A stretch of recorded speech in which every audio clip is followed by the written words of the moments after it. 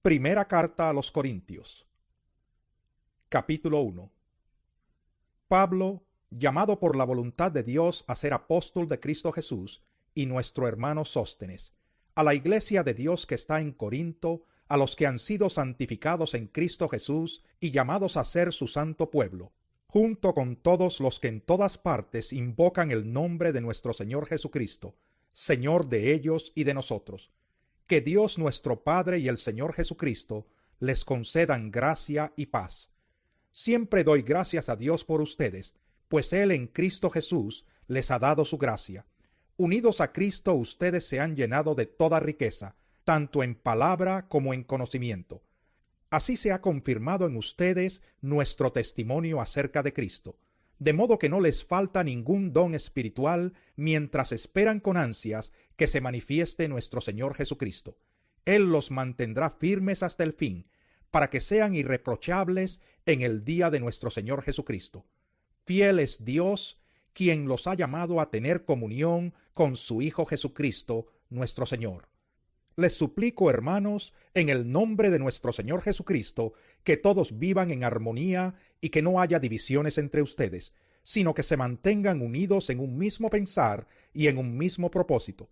Digo esto, hermanos míos, porque algunos de la familia de Cloé me han informado que hay rivalidades entre ustedes.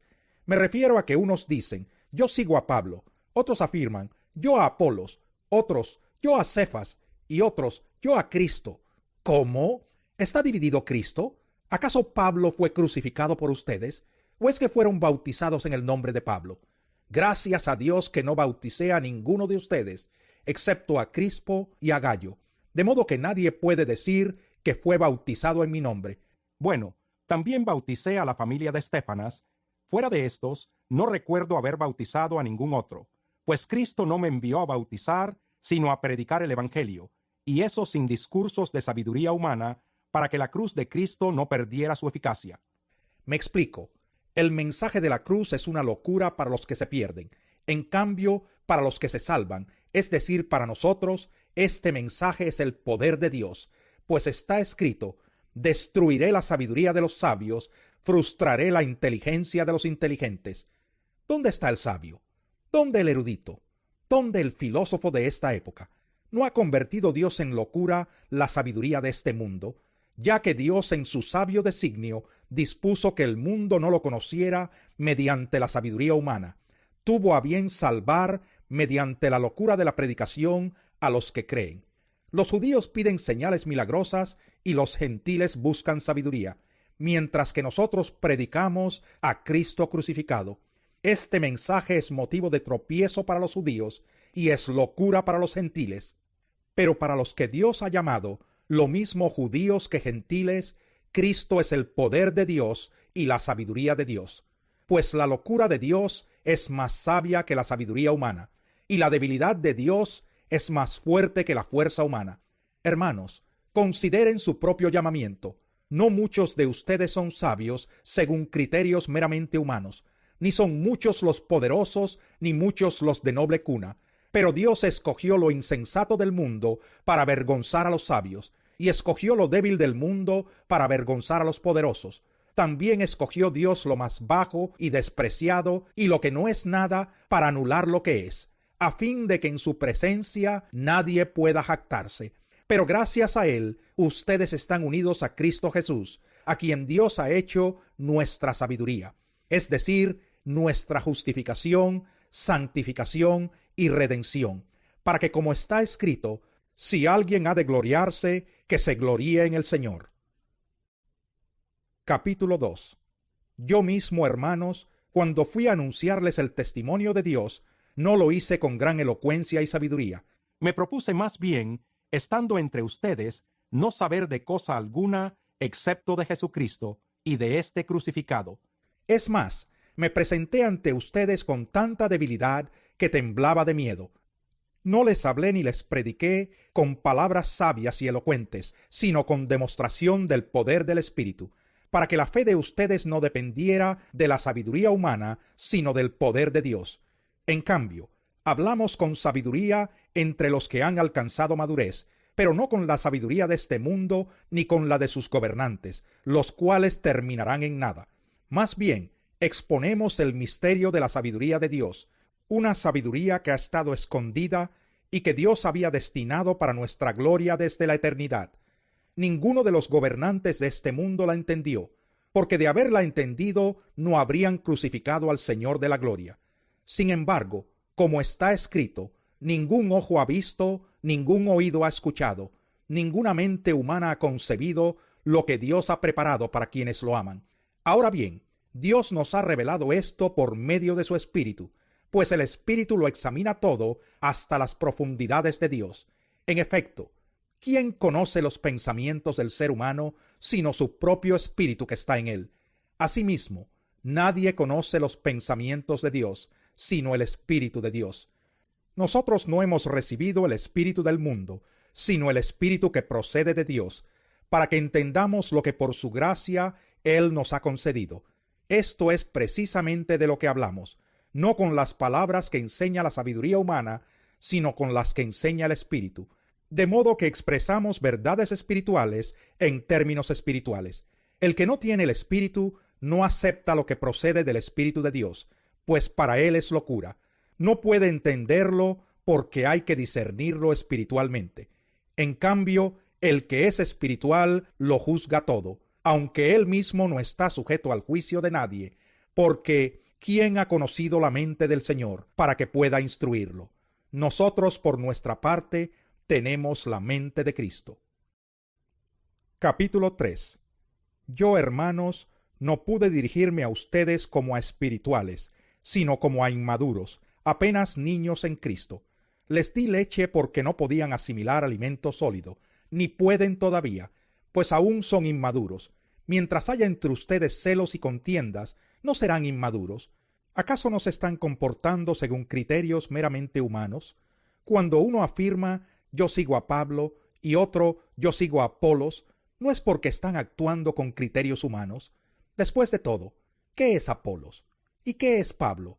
Nada más que servidores por medio de los cuales ustedes llegaron a creer, según lo que el Señor le asignó a cada uno. Yo sembré, Apolos regó, pero Dios ha dado el crecimiento. Así que no cuenta ni el que siembra ni el que riega, sino solo Dios, quien es el que hace crecer. El que siembra y el que riega están al mismo nivel, aunque cada uno será recompensado según su propio trabajo. En efecto, nosotros somos colaboradores al servicio de Dios, y ustedes son el campo de cultivo de Dios, son el edificio de Dios. Según la gracia que Dios me ha dado, yo como maestro constructor eché los cimientos, y otro construye sobre ellos. Pero cada uno tenga cuidado de cómo construye, porque nadie puede poner un fundamento diferente del que ya está puesto, que es Jesucristo. Si alguien construye sobre este fundamento, ya sea con oro, plata y piedras preciosas, o con madera, heno y paja, su obra se mostrará tal cual es, pues el día del juicio la dejará al descubierto. El fuego la dará a conocer y pondrá a prueba la calidad del trabajo de cada uno. Si lo que alguien ha construido permanece, recibirá su recompensa. Pero si su obra es consumida por las llamas, él sufrirá pérdida. Será salvo, pero como quien pasa por el fuego. ¿No saben que ustedes son templo de Dios y que el Espíritu de Dios habita en ustedes? Si alguno destruye el templo de Dios, él mismo será destruido por Dios, porque el templo de Dios es sagrado y ustedes son ese templo. Que nadie se engañe. Si alguno de ustedes se cree sabio según las normas de esta época, hágase ignorante para así llegar a ser sabio, porque a los ojos de Dios la sabiduría de este mundo es locura. Como está escrito, Él atrapa a los sabios en su propia astucia. Y también dice, el Señor conoce los pensamientos de los sabios y sabe que son absurdos. Por lo tanto, que nadie base su orgullo en el hombre. Al fin y al cabo, todo es de ustedes, ya sea Pablo, o Apolos, o Cefas, o el universo, o la vida, o la muerte, o lo presente, o lo porvenir, todo es de ustedes, y ustedes son de Cristo, y Cristo es de Dios. Capítulo 4. Que todos nos consideren servidores de Cristo, encargados de administrar los misterios de Dios. Ahora bien, A los que reciben un encargo se les exige que demuestren ser dignos de confianza. Por mi parte, muy poco me preocupa que me juzguen ustedes o cualquier tribunal humano. Es más, ni siquiera me juzgo a mí mismo, porque aunque la conciencia no me remuerde, no por eso quedo absuelto. El que me juzga es el Señor. Por lo tanto, no juzguen nada antes de tiempo. Esperen hasta que venga el Señor. Él sacará a la luz lo que está oculto en la oscuridad y pondrá al descubierto las intenciones de cada corazón. Entonces cada uno recibirá de Dios la alabanza que le corresponda. Hermanos, todo esto lo he aplicado a Apolos y a mí mismo para beneficio de ustedes, con el fin de que aprendan de nosotros aquello de no ir más allá de lo que está escrito. Así ninguno de ustedes podrá engreírse de haber favorecido al uno en perjuicio del otro. ¿Quién te distingue de los demás? ¿Qué tienes que no hayas recibido? Y si lo recibiste, ¿por qué presumes como si no te lo hubieran dado? Ya tienen todo lo que desean, ya se han enriquecido, han llegado a ser reyes, y eso sin nosotros. Ojalá fueran de veras reyes, para que también nosotros reináramos con ustedes. Por lo que veo, a nosotros los apóstoles, Dios nos ha hecho desfilar en el último lugar. Como a los sentenciados a muerte, hemos llegado a ser un espectáculo para todo el universo, tanto para los ángeles como para los hombres. Por causa de Cristo, nosotros somos los ignorantes. Ustedes en Cristo son los inteligentes. Los débiles somos nosotros. Los fuertes son ustedes. A ustedes se les estima, a nosotros se nos desprecia. Hasta el momento pasamos hambre, tenemos sed, nos falta ropa, se nos maltrata, no tenemos dónde vivir. Con estas manos nos matamos trabajando. Si nos maldicen, bendecimos. Si nos persiguen, lo soportamos.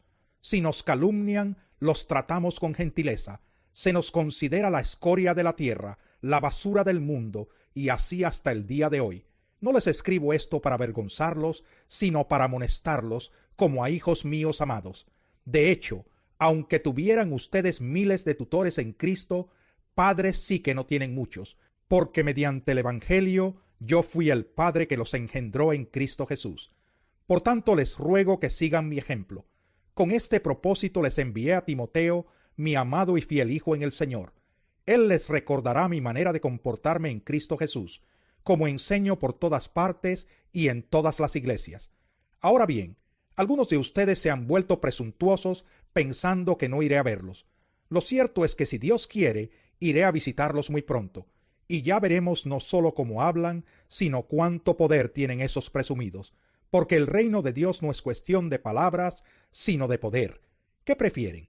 ¿Que vaya a verlos con un látigo o con amor y espíritu apacible? Capítulo 5. Es ya del dominio público que hay entre ustedes un caso de inmoralidad sexual que ni siquiera entre los paganos se tolera, a saber que uno de ustedes tiene por mujer a la esposa de su padre, y de eso se sienten orgullosos. ¿No debieran más bien haber lamentado lo sucedido y expulsado de entre ustedes al que hizo tal cosa? Yo por mi parte, aunque no estoy físicamente entre ustedes, sí estoy presente en espíritu, y ya he juzgado como si estuviera presente al que cometió este pecado. Cuando se reúnan en el nombre de nuestro Señor Jesús, y con su poder yo los acompañe en espíritu, entreguen a este hombre a Satanás para destrucción de su naturaleza pecaminosa, a fin de que su espíritu sea salvo en el día del Señor. Hacen mal en jactarse. ¿No se dan cuenta de que un poco de levadura hace fermentar toda la masa? Desháganse de la vieja levadura para que sean masa nueva, panes sin levadura, como lo son en realidad. Porque Cristo nuestro Cordero Pascual ya ha sido sacrificado. Así que celebremos nuestra Pascua no con la vieja levadura, que es la malicia y la perversidad, sino con pan sin levadura, que es la sinceridad y la verdad. Por carta ya les he dicho que no se relacionen con personas inmorales. Por supuesto, no me refería a la gente inmoral de este mundo, ni a los avaros, estafadores o idólatras. En tal caso, tendrían ustedes que salirse de este mundo. Pero en esta carta quiero aclararles que no deben relacionarse con nadie que llamándose hermano sea inmoral o avaro, idólatra, calumniador, borracho o estafador.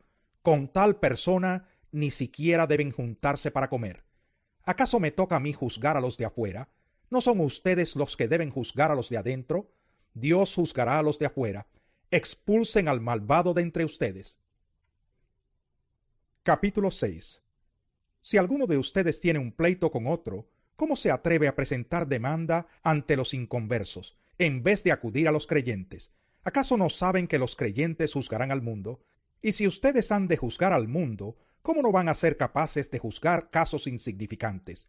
¿No saben que aún a los ángeles los juzgaremos? ¿Cuánto más los asuntos de esta vida? Por tanto, si tienen pleitos sobre tales asuntos, ¿cómo es que nombran como jueces a los que no cuentan para nada ante la iglesia? Digo esto para que les dé vergüenza. ¿Acaso no hay entre ustedes nadie lo bastante sabio como para juzgar un pleito entre creyentes? Al contrario, un hermano demanda a otro, y esto ante los incrédulos. En realidad, ya es una grave falla el solo hecho de que haya pleitos entre ustedes. ¿No sería mejor soportar la injusticia? ¿No sería mejor dejar que los defrauden? Lejos de eso, son ustedes los que defraudan y cometen injusticias. Y conste que se trata de sus hermanos. ¿No saben que los malvados no heredarán el reino de Dios? No se dejen engañar. Ni los fornicarios, ni los idólatras, ni los adúlteros, ni los sodomitas, ni los pervertidos sexuales, ni los ladrones, ni los avaros, ni los borrachos, ni los calumniadores, ni los estafadores heredarán el reino de Dios. Y eso eran algunos de ustedes, pero ya han sido lavados, ya han sido santificados, ya han sido justificados en el nombre del Señor Jesucristo y por el Espíritu de nuestro Dios. Todo me está permitido, pero no todo es para mi bien. Todo me está permitido, pero no dejaré que nada me domine. Los alimentos son para el estómago y el estómago para los alimentos. Así es, y Dios los destruirá a ambos. Pero el cuerpo no es para la inmoralidad sexual, sino para el Señor, y el Señor para el cuerpo. Con su poder Dios resucitó al Señor, y nos resucitará también a nosotros. ¿No saben que sus cuerpos son miembros de Cristo mismo? ¿Tomaré acaso los miembros de Cristo para unirlos con una prostituta? Jamás. ¿No saben que el que se une a una prostituta se hace un solo cuerpo con ella? Pues la Escritura dice, los dos llegarán a ser un solo cuerpo. Pero el que se une al Señor se hace uno con Él en espíritu. Huyan de la inmoralidad sexual. Todos los demás pecados que una persona comete quedan fuera de su cuerpo, pero el que comete inmoralidades sexuales peca contra su propio cuerpo. ¿Acaso no saben que su cuerpo es templo del Espíritu Santo, quien está en ustedes y al que han recibido de parte de Dios? Ustedes no son sus propios dueños, fueron comprados por un precio. Por tanto, honren con su cuerpo a Dios. Capítulo 7. Paso ahora a los asuntos que me plantearon por escrito. Es mejor no tener relaciones sexuales, pero en vista de tanta inmoralidad, cada hombre debe tener su propia esposa, y cada mujer su propio esposo. El hombre debe cumplir su deber conyugal con su esposa, e igualmente la mujer con su esposo. La mujer ya no tiene derecho sobre su propio cuerpo, sino su esposo. Tampoco el hombre tiene derecho sobre su propio cuerpo, sino su esposa. No se nieguen el uno al otro, a no ser de común acuerdo y solo por un tiempo para dedicarse a la oración. No tarden en volver a unirse nuevamente. De lo contrario, pueden caer en tentación de Satanás por falta de dominio propio. Ahora bien, esto lo digo como una concesión y no como una orden. En realidad, preferiría que todos fueran como yo. No obstante, cada uno tiene de Dios su propio don. Este posee uno, aquel otro. A los solteros y a las viudas les digo que sería mejor que se quedaran como yo. Pero si no pueden dominarse, que se casen, porque es preferible casarse que quemarse de pasión. A los casados les doy la siguiente orden, no yo sino el Señor, que la mujer no se separe de su esposo. Sin embargo, si se separa, que no se vuelva a casar. De lo contrario, que se reconcilie con su esposo. Asimismo, que el hombre no se divorcie de su esposa. A los demás les digo yo, no es mandamiento del Señor. Si algún hermano tiene una esposa que no es creyente, y ella consiente en vivir con él, que no se divorcie de ella. Y si una mujer tiene un esposo que no es creyente y él consiente en vivir con ella, que no se divorcie de él, porque el esposo no creyente ha sido santificado por la unión con su esposa, y la esposa no creyente ha sido santificada por la unión con su esposo creyente. Si así no fuera, sus hijos serían impuros, mientras que de hecho son santos. Sin embargo, si el cónyuge no creyente decide separarse, no se lo impidan. En tales circunstancias, el cónyuge creyente queda sin obligación. Dios nos ha llamado a vivir en paz. ¿Cómo sabes tú, mujer, si acaso salvarás a tu esposo? ¿O cómo sabes tú, hombre, si acaso salvarás a tu esposa? En cualquier caso, cada uno debe vivir conforme a la condición que el Señor le asignó y a la cual Dios lo ha llamado. Esta es la norma que establezco en todas las iglesias. ¿Fue llamado alguno estando ya circuncidado? Que no disimule su condición. ¿Fue llamado alguno sin estar circuncidado? Que no se circuncide. Para nada cuenta estar o no estar circuncidado. Lo que importa es cumplir los mandatos de Dios, que cada uno permanezca en la condición en que estaba cuando Dios lo llamó. ¿Eras esclavo cuando fuiste llamado? No te preocupes, aunque si tienes la oportunidad de conseguir tu libertad, aprovéchala, porque el que era esclavo cuando el Señor lo llamó es un liberto del Señor.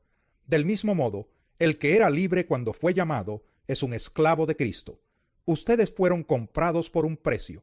No se vuelvan esclavos de nadie. Hermanos, cada uno permanezca ante Dios en la condición en que estaba cuando Dios lo llamó. En cuanto a las personas solteras, no tengo ningún mandato del Señor, pero doy mi opinión como quien por la misericordia del Señor es digno de confianza. Pienso que a causa de la crisis actual, es bueno que cada persona se quede como está. ¿Estás casado? No procures divorciarte. ¿Estás soltero? No busques esposa. Pero si te casas, no pecas. Y si una joven se casa, tampoco comete pecado. Sin embargo, los que se casan tendrán que pasar por muchos aprietos, y yo quiero evitárselos. Lo que quiero decir, hermanos, es que nos queda poco tiempo. De aquí en adelante, los que tienen esposa deben vivir como si no la tuvieran, los que lloran como si no lloraran, los que se alegran como si no se alegraran, los que compran algo como si no lo poseyeran, los que disfrutan de las cosas de este mundo como si no disfrutaran de ellas, porque este mundo en su forma actual está por desaparecer. Yo preferiría que estuvieran libres de preocupaciones. El soltero se preocupa de las cosas del Señor y de cómo agradarlo, pero el casado se preocupa de las cosas de este mundo y de cómo agradar a su esposa. Sus intereses están divididos. La mujer no casada, lo mismo que la joven soltera, se preocupa de las cosas del Señor. Se afana por consagrarse al Señor tanto en cuerpo como en espíritu, pero la casada se preocupa de las cosas de este mundo y de cómo agradar a su esposo. Les digo esto por su propio bien, no para ponerles restricciones, sino para que vivan con decoro y plenamente dedicados al Señor. Si alguno piensa que no está tratando a su prometida como es debido, y ella ha llegado ya a su madurez, por lo cual él se siente obligado a casarse, que lo haga. Con eso no peca, que se casen. Pero el que se mantiene firme en su propósito y no está dominado por sus impulsos, sino que domina su propia voluntad y ha resuelto no casarse con su prometida, también hace bien. De modo que el que se casa con su prometida hace bien, pero el que no se casa hace mejor. La mujer está ligada a su esposo mientras él vive, pero si el esposo muere, ella queda libre para casarse con quien quiera, con tal de que sea en el Señor. En mi opinión, ella será más feliz si no se casa, y creo que yo también tengo el Espíritu de Dios. Capítulo 8. En cuanto a lo sacrificado a los ídolos, es cierto que todos tenemos conocimiento. El conocimiento envanece, mientras que el amor edifica. El que cree que sabe algo, todavía no sabe como debiera saber, pero el que ama a Dios es conocido por él. De modo que en cuanto a comer lo sacrificado a los ídolos, sabemos que un ídolo no es absolutamente nada, y que hay un solo Dios.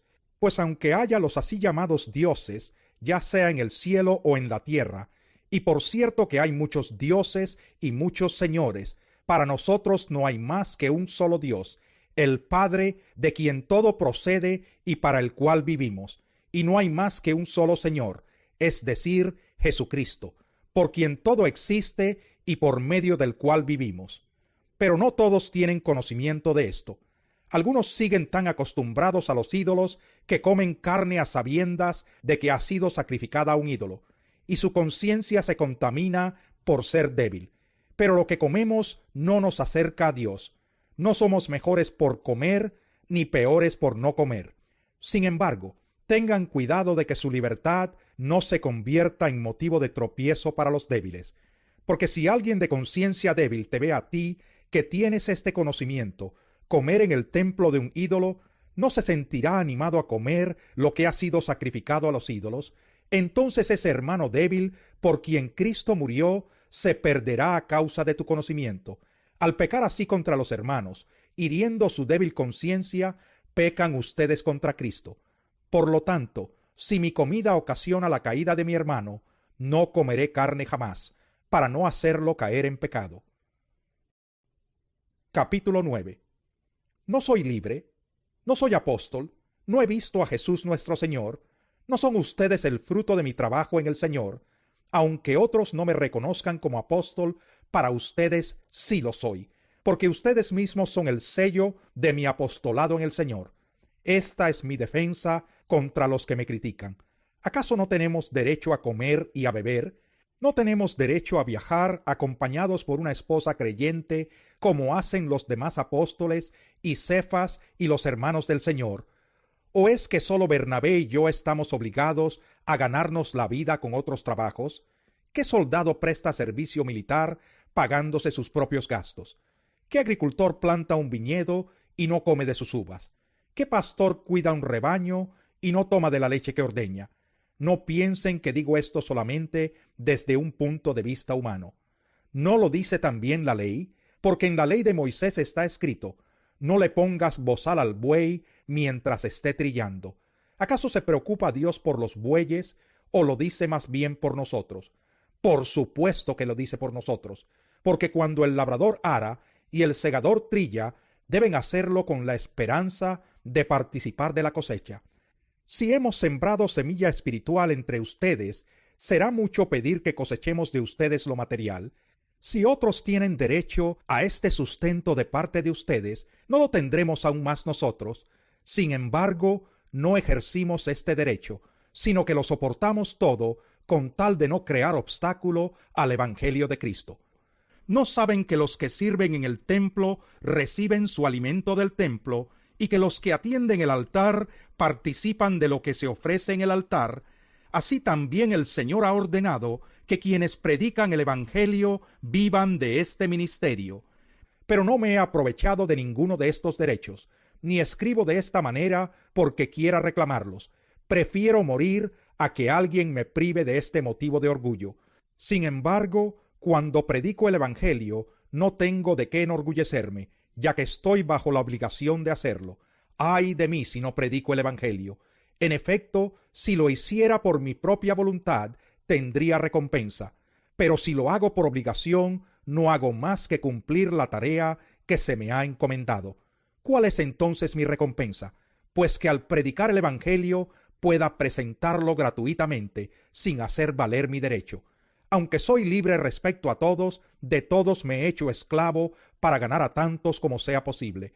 Entre los judíos me volví judío, a fin de ganarlos a ellos. Entre los que viven bajo la ley, me volví como los que están sometidos a ella, aunque yo mismo no vivo bajo la ley, a fin de ganar a estos. Entre los que no tienen la ley, me volví como los que están sin ley, aunque no estoy libre de la ley de Dios, sino comprometido con la ley de Cristo, a fin de ganar a los que están sin ley. Entre los débiles me hice débil, a fin de ganar a los débiles. Me hice todo para todos, a fin de salvar a algunos por todos los medios posibles. Todo esto lo hago por causa del Evangelio, para participar de sus frutos. ¿No saben que en una carrera todos los corredores compiten, pero solo uno obtiene el premio? Corran pues de tal modo que lo obtengan. Todos los deportistas se entrenan con mucha disciplina. Ellos lo hacen para obtener un premio que se echa a perder. Nosotros, en cambio, por uno que dura para siempre. Así que yo no corro como quien no tiene meta, no lucho como quien da golpes al aire, más bien golpeo mi cuerpo y lo domino, no sea que después de haber predicado a otros, yo mismo quede descalificado.